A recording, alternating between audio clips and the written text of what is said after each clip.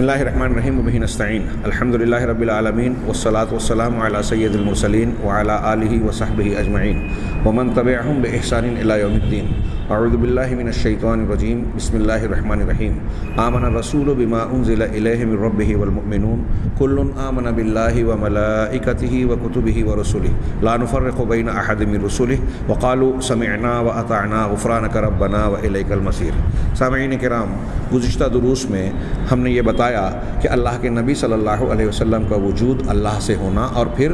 پوری کائنات کا آپ سے نکلنا، یہ قرآن و حدیث کی بجائے دنیا کے دیگر مذاہب اور فلسفوں سے کشید کیا ہوا، اخذ کیا ہوا فکرہ ہے. اور اسی کا تذکرہ کرنے کے بعد شیخ دکتور صادق کہتے ہیں نتیجے کے طور پر کہ فثبت من خلال تلک النصوص المتقدمہ، یہ نصوص سابقہ یعنی پیچھے کی عبارتوں میں جو ہم نے بیانات پیش کیے، جو ثبوت اور نصوص پیش کیے کہ یہ کائنات اصل اول سے، علت اول سے، عقل اول سے، اس کے فیض سے وجود میں آئی. یہ فلسفہ کہاں کا ہے؟ کہ جو کچھ نصوص ہم نے پیچھے صفحات میں پیش کی، ہم نے پیچھے دروس میں بیان کی، اس میں اس کے پیش کرنے کے بعد شک کی کوئی گنجائش باقی نہیں رہ جاتی اس بات میں کہ یہ قوم کا عقیدہ، ان لوگوں کا یہ عقیدہ نبی صلی اللہ علیہ وسلم کے بارے میں کہ آپ اللہ تعالیٰ کے نور سے پیدا کیے گئے اور بقیہ مخلوقات نبی صلی اللہ علیہ وسلم کے نور سے، آپ نور الہی سے اور کائنات نور نبوی سے پیدا کی گئی. یہ عقیدہ مستفادۃ من نظریۃ الفیض الافلاطونیہ وغیرہ من الفلسفات الاخرى القدیمہ، کہ یہ ساری فکر اور عقیدہ یہ حاصل کیا گیا ہے، مستفاد ہے افلاطونی فیض اور فکر و فلسفے سے اور دنیا کے دیگر قدیم فلسفیانہ مذاہب سے، دوسرے مذاہب سے. اور ہم نے پچھلے درس میں قدر تفصیل سے یہ جانا کہ بطور خاص ہندو مذہب سے، ہندو مذہب کی کتابیں اپنشد سے یہ فکر اور یہ خیال کشید کیا گیا، حاصل کیا گیا. تو قدیم فلسفات سے اس عقیدے کو لیا گیا ہے، قرآن حدیث سے نہیں لیا گیا. وَأَنَّهَا لَيْسَتْ وَلِيدَةُ أَفْكَارِهِمْ، اور ایسا بھی نہیں ہے کہ یہ ان کی اپنی فکر کی اپج ہو، ولیدہ یعنی پیداوار، ان کی اپنی فکر کی پیداوار ہو. ان صوفیوں نے، وہ ابن عربی ہوں، ابن فارض ہوں، ابن سبعین ہوں یا دوسرے اور بھی اہل تصوف، ان کے اپنے ذہن سے یہ فکر نہیں آئی کہ کائنات عقل اول سے نبی کریم صلی اللہ علیہ وسلم کا نور، آپ اللہ کے نور سے اور پھر اس نور سے پوری کائنات پر، یہ ان کے اپنے ذہن کی پیداوار نہیں ہے بلکہ یہ پرانے فلسفوں سے آئی ہوئی فکر ہے. وعلیہ، اور اس بنیاد پر فحاظت تأثر بتلک الفلسفات یفسر لنا سر قولہم بوحدۃ الوجود والفناء او الاتحاد باللہ تعالی. چنانچہ اس بنیاد پر ان فلسفوں سے اثر قبول کرنا ہمیں وحدت الوجود اور فنا، یا جس کو دوسرے لفظوں میں اتحاد باللہ تعالی، اللہ تعالیٰ سے متحد ہونا، فنا اور اتحاد یہ دونوں گویا ایک ہی ہے. کہ وحدت الوجود اور فنا فی اللہ یا اتحاد کا جو عقیدہ ہے اس کا راز ہمارے سامنے واضح ہو جاتا ہے کہ یہ فلسفات ہمیں اس کی حقیقت کو بیان کرتے ہیں. وذالک، اور وہ اس طریقے سے کہ لما تأصل عند ائمۃ القوم انہم مخلوقون من النور المحمدی، کہ جب اس عقیدے کے ماننے والے لوگوں کے نزدیک یہ ایک بنیاد بن گئی کہ وہ نور محمدی سے پیدا کیے گئے. دیکھیے کیا فساد اور فتنہ ہو رہا ہے اس عقیدے سے کہ ہمیں یہ بات سمجھ میں آ رہی ہے، نتیجے کی بات کر رہے ہیں کہ جب یہ اہل تصوف جو لوگ یہ عقیدہ رکھتے ہیں کہ اللہ کے نبی صلی اللہ علیہ وسلم نور الہی سے پیدا ہوئے اور ہم اور پوری کائنات نور محمدی سے، یعنی اصل تو وہی اللہ کا نور ہو گیا. تو جب قوم کے نزدیک یہ اصول بن گیا کہ وہ نور محمدی سے پیدا کیے گئے ہیں اور نور محمدی اللہ تبارک و تعالیٰ کے نور سے پیدا کیا گیا ہے، وَأَنَّهُمْ بِذَلِكَ، اور اس کا نتیجہ لو کہ اس طریقے سے وہ لوگ یعنی سارے انسان جزء من الذات الالہیہ، یہ اللہ کی ذات کا ایک جز ہے. کائنات میں جتنی بھی چیزیں ہیں اور ہم خود اس عقیدے کی بنیاد پر جو انہوں نے فلسفے گڑھے یہ نتیجہ بن رہا ہے کہ انسان یہ مان رہا ہے کہ وہ ذات الہی کا ایک جز ہے. وقضا جمیع المخلوقات نتجا وقضا جمیع المخلوقات، اور ایسے ہی ساری مخلوقات کا معاملہ ہے کہ ساری مخلوقات اللہ تبارک و تعالیٰ کا جز ہی ہے. نتج عن ذلک قولہم، اسی کے نتیجے میں ان سے یہ قول جو ہے صادر ہوا. اس طرح کی انتہائی گستاخانہ اور کفریہ بات انہوں نے کہی. یہ ایک شعر نقل کیا ان لوگوں نے، وَمَا الْكَلْبُ وَالْخِنْزِيرُ إِلَّا إِلَٰهُنَا وَمَا اللَّهُ رَاهِبٌ فِي كَنِيسَةٍ، اللہ غالباً چھوٹا ہے. کہا کہ کتا ہو یا خنزیر، کتا اور خنزیر یعنی کتا اور سور، یہ سب ہمارے معبود ہی ہیں. اور ایک کلیسا میں، چرچ کے اندر جو پادری ہے، راہب ہے، عبادت کرنے والا ہے، وہ بھی دراصل اللہ ہی ہے. نعوذ باللہ من ذالک. کہا یعنی کائنات کی ہر چیز، یہاں تک کہ کتا، سور اور جتنی بھی مخلوقات ہیں، مخلوقات کی جتنی انواع اور اقسام یا اشیاء نظر آتی ہیں، ان سب میں اللہ ہے. نعوذ باللہ من ذالک. وہی وحدۃ الوجود المطلقہ التی ینعقون بہا، یہی مطلق وحدۃ الوجود مطلقہ ہے جس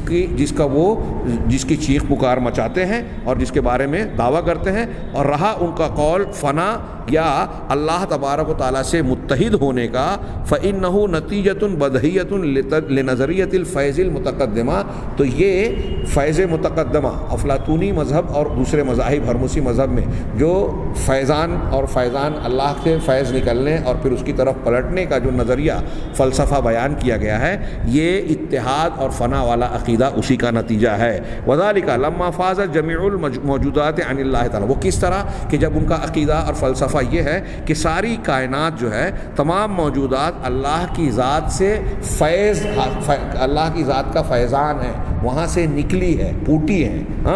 وَأَنَّ اللَّهَ تَعَالَى بِزَعْمِهِمْ هُوَ أَصْلُهَا وَمَوْطِنُهَا الْأَوَّلُ، اور ان کے گمان اور دعوے کے مطابق اللہ کی ذات ان تمام کائنات اور مخلوقات کی اصل ہے اور اس کا پہلا وطن یعنی پہلی جگہ اور پہلا مرکز تھا. دنیا میں جتنی بھی چیزیں ہیں وہ اللہ کی ذات سے ہی نکلی ہیں، یہ ان کا کہنا ہے. الذی صدرت عنہ، جو کہ اسی سے صادر ہوئی ہیں، اللہ کی ذات سے صدور کیا ہے. اس سلسلے میں یہ لوگ قرآن حدیث کو بھی توڑنے مروڑنے اور اس کے معنی اور مفہوم کو جو ہے غلط سلط بیان کرنے سے باز نہیں آتے، اتنی جرأت کرتے ہیں. مثال کے طور پہ میں ان کی دلیل دوں. وہ کہتے ہیں کہ اللہ تبارک و تعالیٰ کا معاملہ یہ ہے نا، کائنات جب نہیں تھی تو اللہ نے کہا کن ہو جا، یعنی چیزوں کو جب پیدا کیا تو کہا کن ہو جا اور وہ ہو گئی. انما امرہ اذا اراد شیئا ان یقول له کن فیکون. اللہ کا معاملہ یہ ہے کہ جب کوئی چیز کا ارادہ کرتا ہے تو کہتا ہے ہو جا تو وہ ہو جاتی ہے. چنانچہ کائنات یا ساری موجودات کو اس نے اسی طرح پیدا کیا کن کے حکم سے. تو اب اہل تصوف کا دیکھیے دھوکہ دینے والا استدلال اور انداز کس طریقے سے لوگوں کو شبہ میں مبتلا کرتے ہیں. کہتے ہیں کہ کن یہ فعل امر عربی زبان میں فعل امر مخاطب کا صیغہ ہے. کوئی سامنے ہوگا تو آپ اس سے کہیں گے نا کہ پانی لاؤ، کھانا دو، یا فلاں کام کرو فلاں کام نہ کرو. تو کوئی سامنے ہوگا تو آپ اس سے خطاب کا صیغے سے گفتگو کرتے ہیں. جو سامنے نہیں ہوتا اس کے لیے غائب کا صیغہ استعمال کرتے ہیں کہ اسے ایسا کرنا چاہیے، اسے یہ کرنا تھا، وہ یہ اسے جا کے کہہ دو کہ یہ کرے تو یہ غائب کے لیے حکم ہوگا. لیکن اگر ایک موجود آدمی ہے یا مخاطب ہے سامنے ہے تو اس کے لیے صیغہ خطاب استعمال کیا جاتا ہے. اب اہل تصوف کہتے ہیں کہ بتاؤ آپ اور ہم یہ عقیدہ رکھتے ہیں کہ کائنات میں ساری چیزیں مخلوق ہیں اللہ کے علاوہ، تو اب جب صرف اللہ تھا تو اللہ کے علاوہ کوئی تھا ہی نہیں. تو اللہ کے علاوہ جب کوئی تھا نہیں تو اللہ نے مخاطب کیسے کیا کہ کن تو ہو جا. تو تم آپ کن کے معنی میں خطاب ہے نا. تو جب کوئی سامنے موجود ہے ہی نہیں تو اللہ نے خطاب کس سے کیا. تو صوفیہ یہ سوال اٹھانے کے بعد اس کا جواب خود ہی دیتے ہیں دھوکہ دینے والا کہ ان کا مقصد ہاتھ ہے کہ وہ کہتے ہیں کہ اللہ تبارک و تعالیٰ نے ہو جا کہا، اپنے آپ سے کہا، اپنے آپ سے خطاب کیا کہ تو ہو جا. لہٰذا اب جو چیز وجود میں آ رہی ہے وہ اللہ کی ذات سے ہی نکل رہی ہے. بتائیے کتنا بڑا دھوکہ ہے. کتنی سادہ سمپل بات تھی کہ اللہ تبارک و تعالیٰ نے جب کسی چیز کا ارادہ کیا تو اب جس چیز کا ارادہ کیا اللہ نے کہ یہ بنانا ہے، وہ مراد ہونے کے اعتبار سے اگرچہ وجود نہیں رکھتی، لیکن اللہ تبارک و تعالیٰ کا ارادہ ہو گیا تو ارادے میں وہ چیز موجود ہے، سامنے ہے، اور اللہ تبارک و تعالیٰ کے ہو جانے سے وہ چیز ہونی ہے۔ لہٰذا اللہ نے عدم کو خطاب کیا تو کوئی غلط نہیں ہے، کوئی غلط بات نہیں ہے، اور یہ انتہائی غلط اور بکواس بات ہے کہ اپنے آپ کو کن کہا، کہ آپ بتائیے کہ ہم اور آپ اپنے آپ کو کتنا کہتے ہیں کہ تو ایسا کر، تو ایسا کر، یا تو ہو جا، کسی اور چیز کے لیے ہم اپنے آپ کو کہتے ہیں۔ بہرحال یہ اصل میں انتہائی غلیظ عقیدہ ہے جو افلاطونیت، ہرمسیت اور ہندو مذہب سے حاصل کیا گیا ہے۔ تو کہہ رہے ہیں کہ جو افلاطونیت وغیرہ میں یہ ہے کہ اللہ کے فیضان سے ساری چیزیں نکلی، اس کا نتیجہ یہی بنتا ہے جو اہل تصوف کا عقیدہ ہے، اللہ کے اندر ضم ہو جانا۔ کیوں؟ اس کی تشریح کرتے ہوئے کہا کہ جب یہ مانتے ہیں کہ ساری کائنات اور موجودات کی اصل اللہ ہے اور اس کا اصل موتن اول وہی ہے، تو کہہ رہے ہیں اسی سے سب صادر ہوئے ہیں، تو ایسی صورت میں یہ نفس اور انسانی ساری مخلوقات اپنے اندر شوق رکھتی ہے کہ اپنے اس پہلے مقام اور پہلے گھر کی طرف لوٹیں۔ ان کے اندر اس بات کا اشتیاق اور جذبہ ہوتا ہے، تحن و تشتاق الی ذلک الموطن۔ جب مخلوقات کو یہ معلوم ہے یا یہ بات ان کے فطرت میں ہے کہ ہمارا اصل مصدر، اصل موطن، اصل جگہ اللہ کی ذات ہے جہاں سے ہم نکلے ہیں، نعوذ باللہ، تو ہمیں اسی کی طرف لوٹنا چاہیے۔ ہاں، وقد عرف هذا النوع من الشوق عند القوم بالحب الالہی، کہ اس قسم کا شوق قوم کے نزدیک یعنی صوفیوں کے نزدیک حب الہی کے نام سے جانا جاتا ہے۔ اس کو وہ حب الہی کہتے ہیں۔ کیا حب الہی ہے؟ کہ بندے کے اندر یہ شوق ہو کہ وہ اللہ کی ذات سے جا کر مل جائے جو اس کا موطن اصلی اور اصل پہلا مقام ہے، وہاں جا کر ضم ہو جائے۔ وَهُوَ مَسْلَكٌ لِبَعْضِهِمْ، یہ بعض وَهُوَ مَسْلَكٌ لِبَعْضِهِمْ، ان میں سے بعض لوگوں کا یہ مسلک ہے لِلْاتِحَادِ بِذَاتِ الرب، رب کی ذات کے ساتھ متحد ہو جانے کا، یہ ان میں سے بعض کا مسلک ہے۔ وَفَرِيقٌ مِّنْهُمْ، اور ان میں سے ایک فریق ایسا بھی ہے جو تھوڑا سا الگ راستہ چلتا ہے، الگ تشریح کرتا ہے، وہ کہتا ہے سَلَكَ مَسْلَكًا آخر، ان میں سے ایک فریق دوسرے مسلک کو پر چلتا ہے، اس کے اختیار کرتا ہے۔ وَهُوَ مَسْلَكُ التَّطَهُّرِ وَالتَّخَلُّصِ مِنْ كَثَافَةِ الْبَدَنِ عَنْ طَرِيقِ الْمُجَاهَدَاتِ وَالرِّيَاضَاتِ بِالْجُوعِ وَالسَّهْرِ وغیرہ ذلك، کہہ رہے ہیں کہ وہ کون سا راستہ، سلوک کا کون سا راستہ اختیار کرتا ہے؟ جسم کو کثافت سے خالص، پاک اور پیور بنا دینے کے لیے، للتطہر والتخلص، پاکیزہ بنانے اور خالص بنانا، من کثافت البدن،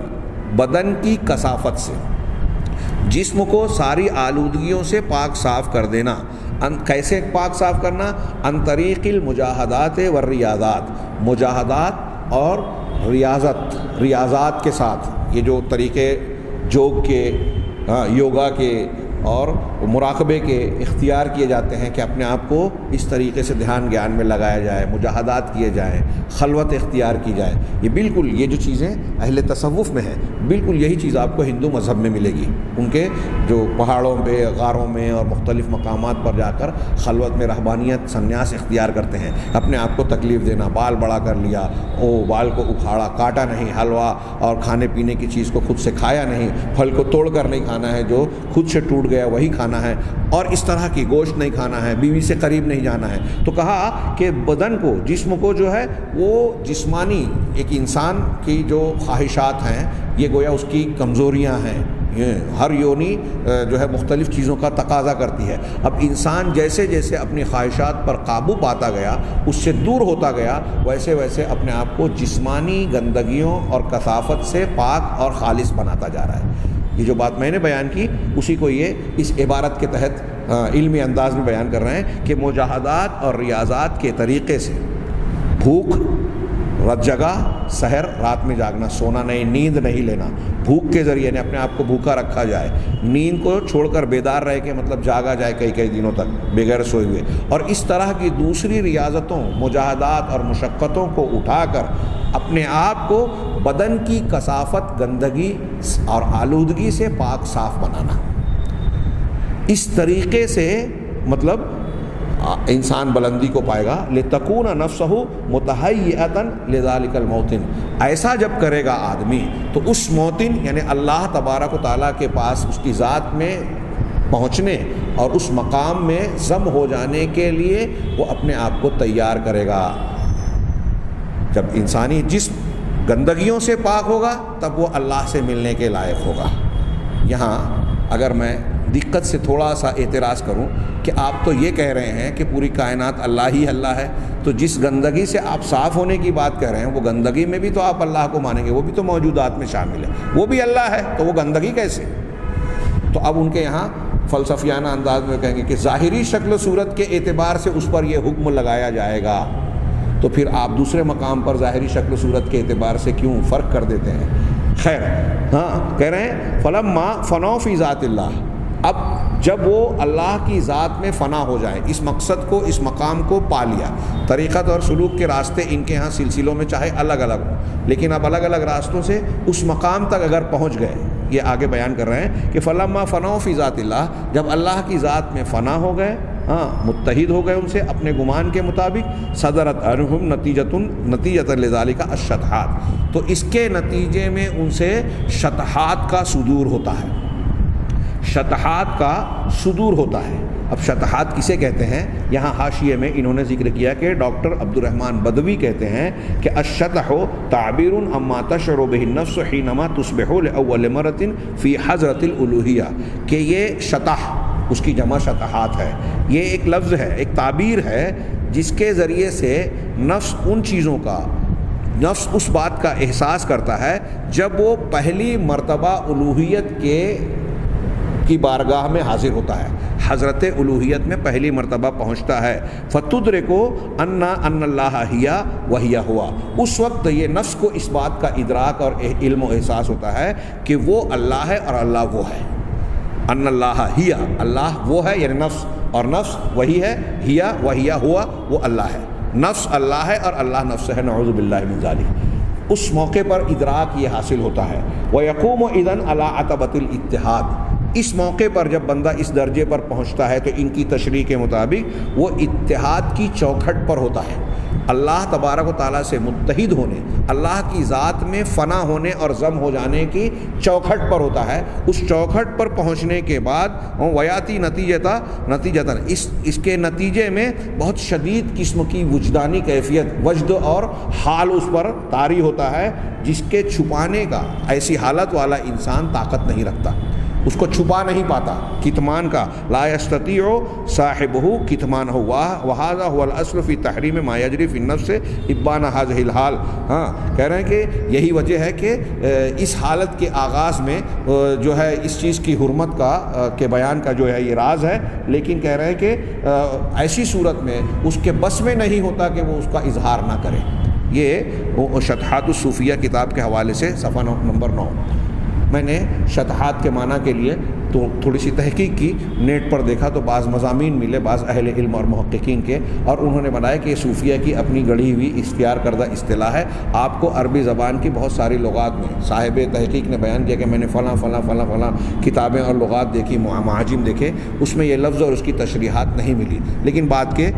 اصطلاحی صوفیہ کی اصطلاح اور پھر بعد میں جو کچھ لوگوں نے لکھا، یہاں تک کہ منجید وغیرہ میں بھی آپ کو نہیں ملے گا، انہوں نے کہا ہاں، تو انہوں نے یہ بتایا کہ شطح کے کئی معنی بیان کیے جاتے ہیں، اور یہاں جو تشریح کی یہ اس کی کچھ تفصیل ہے اختصار کے ساتھ کہ شطح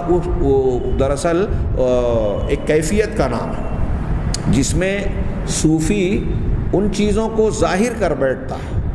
جس کو چھپانا چاہیے، اور اس کی مثال میں وہ منصور بن حسین بن منصور حلاج کا قول عن الحق بھی بیان کرتے ہیں کہ اسے اس بات کو لوگوں کے سامنے کہنا نہیں چاہیے تھا۔ ایسا کہہ کے صاحب مضمون نے بیان کیا کہ اہل تصوف عوام کو یا لوگوں کو یہ باور کراتے ہیں، ظاہر کرتے ہیں کہ انہیں یہ چیز پسند نہیں ہے، یہ چیز ان کے نزدیک ناپسندیدہ ہے کہ ایسے دعوے جو ہے لوگوں کے سامنے بیان کیے جائے، لیکن حقیقت میں وہ اس کے قائل ہیں۔ عوام سے اس کو چھپایا جائے لیکن وہ اسے غلط نہیں کہتے۔ تو جو چیز چھپانا چاہیے اسے ظاہر کر دینا شطح کہلاتا ہے۔ لیکن یہاں جیسا کہ عبد الرحمن بدوی صاحب کی عبارت میں، نقل کردہ عبارت میں جو بات بیان کی گئی کہ وہ اس کیفیت کو بیان کر رہے ہیں کہ جب ایک صوفی طریقت و سلوک کے راستے پر چلتے چلتے چلتے اللہ سے متحد ہونے کے درجے پر پہنچتا ہے، بالکل اس سے پہلے کی جو کیفیت ہوتی ہے اس وقت اس کے بس میں بھی نہیں ہوتا کہ اپنی اس بات کو چھپا سکے، لہذا وہ بے خودی اور کیا کہتے ہیں بے قابو والی حیثیت میں ہوتا ہے، اپنے آپ پر اس کو قابو اور کنٹرول نہیں ہوتا۔ اسی کو شطح کہتے ہیں، اور کچھ لوگ حال اور مستی کی حالت کہتے ہیں، جو ایک قسم کے نشے کی حالت ہوتی ہے، اور کہتے ہیں کہ ایسی صورت میں وہ کفر بولتے ہیں، یہ بولتے ہیں، وہ بولتے ہیں، تو کوئی مواخذہ نہیں ہے۔ ہاں، یہ انتہائی بکواس قسم کی باتیں ہیں۔ بدعقیدگی کو جواز فراہم کرنے کے عذر اور بہانے بعض لوگوں نے اس حال کو بیان کیا۔ ہاں، یہ بظاہر یہ کہتے ہیں کہ یہ حال ہے بے ہوشی کی اور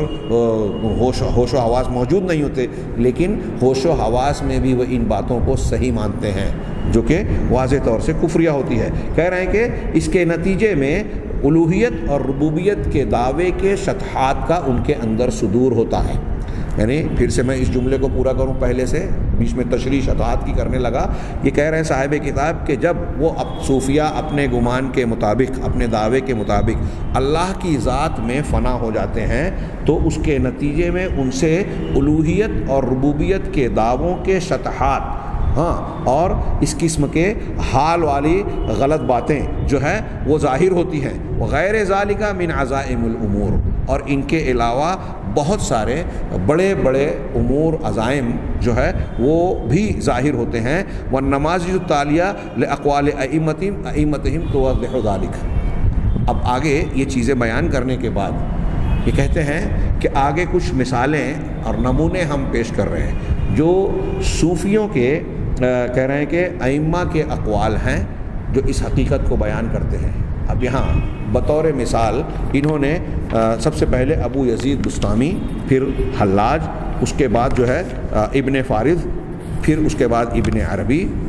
عبد الکریم جیلی، اور پھر آخر میں خمینی اور ان کے مشائخ، یہ جو شیعوں کے جو ابھی ماضی قریب میں آیت اللہ کہتے تھے، جن کو ہمارے جماعت اسلامی کے افراد بھی بڑے احترام سے، ان کے کچھ اقتباسات، ان لوگوں کے اقتباسات پیش کر کے آخر میں اس پر تبصرہ کیا ہے۔ میں آج کے درس میں چاہتا تھا کہ ان میں سے بعض کا تذکرہ اور ان کا عقیدہ ہو جائے، اور جتنا میں نے بیان کیا کہ ان لوگوں کا عقیدہ بیان کیا، اس کو ذکر کر کے میں آگے بڑھ سکتا ہوں، ہاں، لیکن میں یہ چاہتا ہوں کہ جب ہم تفصیل سے عقائد اور منہج کی گفتگو کر رہے ہیں، ہاں، اور ہمارے یہاں بدعقیدگی کے اصل اور بنیاد کے اس کے تعلق سے گفتگو کر رہے ہیں، تو ان شخصیات کا جن کا بہت سارے لوگ احترام سے ذکر کرتے ہیں اور اس بنیاد پر ان کو دین کا ایک نمائندہ سمجھتے ہیں، ان کے نقل کردہ واقعات، ان کے بیانات، ان کی عبارتوں سے استدلال کرتے ہیں بہت سارے مسلمان۔ اس لیے ہمیں ان ناموں کی کچھ حقیقت کو جاننا بہت ضروری ہے۔ خود جانیں اتنا کافی نہیں ہے، بلکہ آج ہم عام مسلمانوں میں بھی بتائیں کہ ان شخصیات کا عقیدہ اور حقیقت کیا تھی۔ ہاں، یقیناً اگر آپ، میرا ایسا ماننا ہے کہ اگر اسلام کی بنیادی تعلیمات اور شدھ بدھ رکھنے والا بھی کوئی مسلمان ہوگا اور وہ ان عقائد و خیالات کو جو یہاں بہت ہی اختصار کے ساتھ نقل کیے گئے ہیں، ابو یزید بسطامی کے، ابن عربی کے، حلاج کے، ہاں، ابن فارض، ابن سبعین وغیرہ کے جو عقائد ہیں، ان کی جو تفصیلات ہیں، اس کو سننے کے بعد ایک مسلمان ان سے آس پاس بھی پایا نہیں جائے گا۔ ان میں سے بعض لوگوں کی کتابوں کے سلسلے میں ہمارے بہت سارے علماء، جیسے امام علامہ ذہبی ہے اور دوسرے کئی علماء ہیں، وہ یہ کہتے ہیں کہ ان کی کتابوں میں جو باتیں بیان کی گئی ہیں وہ خالص کفر اور اللہ تبارک و تعالیٰ کے دین کی مخالفت، الحاد اور زندقت پر مبنی ہیں۔ بعض کتابوں کے بارے میں کہا کہ اگر کوئی شخص یہ کہے کہ اس میں زندیقیت اور بے دینی کفر نہیں ہے تو پھر دنیا میں روئے زمین پر، دنیا کے اندر کہیں بھی کفر اور زندقت نہیں ہے، اور اگر کفر اور زندقت کا وجود ہے تو یہ کتابیں ان سے بھری پڑی ہیں۔ اور آج ہمارے یہاں ان کتاب کے مصنفین اور ان فلسفے کے جاننے والے پیش کرنے والوں کو لوگ بڑا اسلامی شخص اور نمائندہ بنا کر پیش کرتے ہیں. کتنی بڑی عجوبہ کاری ہے, کتنی بڑی حماقت ہے جو آج عالم اسلام میں پھیلی ہوئی ہے. آج بھی یہی بات ہو رہی ہے کہ اچھوں کو برا اور بروں کو اچھا سمجھا جاتا ہے. جب آپ اچھوں اور صحیح عقیدے کے ائمہ اور ماننے والے ائمہ اور علماء کو غلط بتائیں گے لوگوں کے سامنے, تو وہ لوگ ان سے دور ہو کر حق سے اور صحیح تعلیمات سے دور ہوتے ہیں. غلط لوگوں کو آپ جب اچھا بتائیں گے تو ان سے جب قریب ہوں گے تو ان کی غلط باتوں اور غلط عقیدے و عمل کو بھی لوگ صحیح اور دین کا حصہ سمجھیں گے. یہ کہیں بڑے پیمانے پر ہوا, کہیں چھوٹے پیمانے پر ہو رہا ہے. اللہ تبارک و تعالیٰ اس فساد بگاڑ سے ہم کو اور تمام مسلمانوں کو محفوظ رکھے, اور صحیح دین اور دین کے صحیح مصادر کی طرف رجوع کرنے اور صحیح دین کو اختیار کرنے, اس پر عمل کرنے کی توفیق دے, اور اس کی برکت سے دنیا اور آخرت میں کامیابی دے. وآخر دعوانا ان الحمد للہ رب العالمین.